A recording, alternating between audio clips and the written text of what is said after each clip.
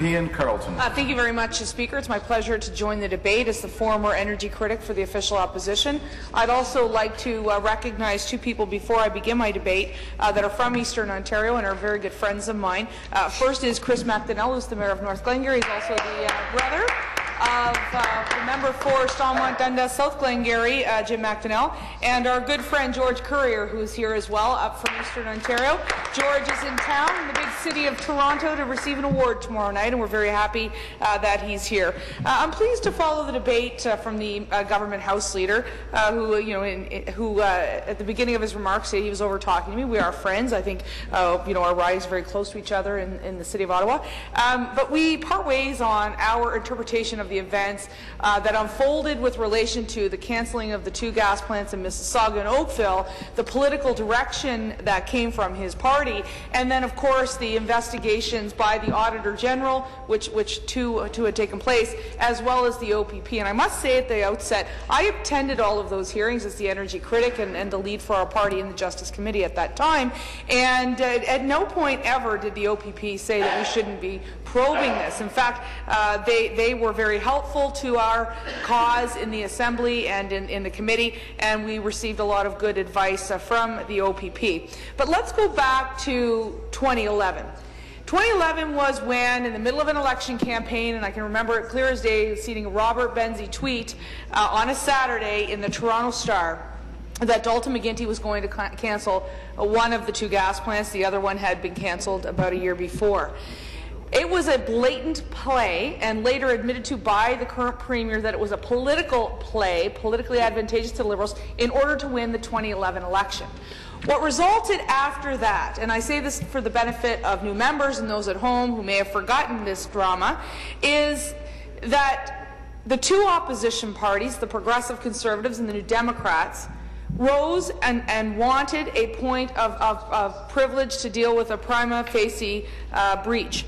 And when we did that, it was found by the Speaker that there had been a breach because we had asked for documents. We were not provided them. It started out in the Estimates Committee. Then we were able to succeed in having the Justice Committee probe this cancellation. The Auditor General then, through public accounts, took on not one, but two special audits to deal with this, and we found out the cost would eventually become $1.2 billion. And if that wasn't bad enough, and this is why we're here today, if that wasn't bad enough, then there was the alleged destruction of documents, and the OPP, for the first time in Ontario history, decided they were going to do an ongoing investigation into the Premier's office.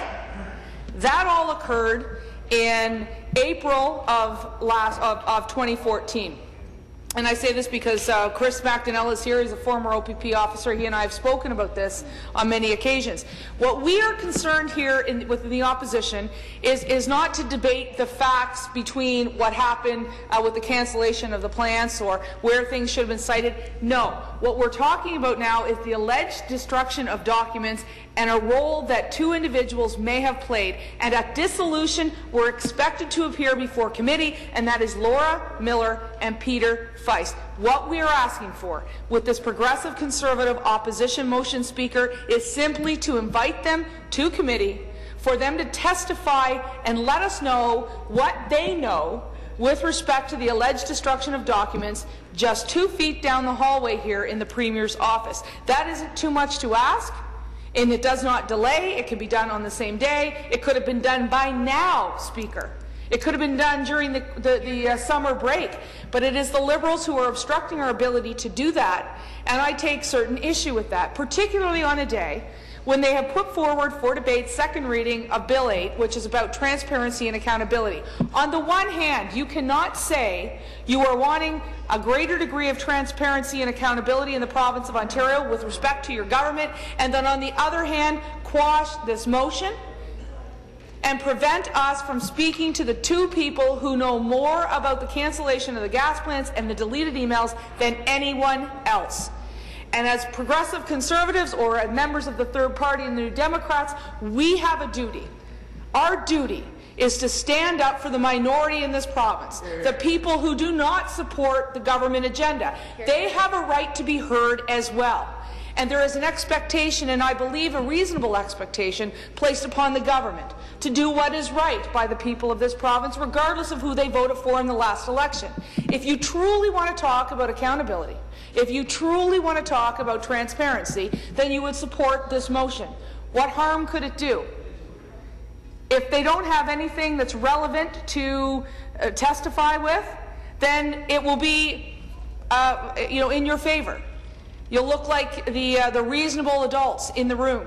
However, what it signals to the people of the province, what it signals to the media, what it signals to the opposition, what it signals to the people who are looking for increasing transparency and accountability is that you're too afraid to let the sun shine in. You're too afraid to allow these individuals to take the stand. So on that note, I thank you all for allowing me to participate in the debate. I congratulate our energy critic, John Yakabuski, and I look forward to hearing from my colleagues. Thank you.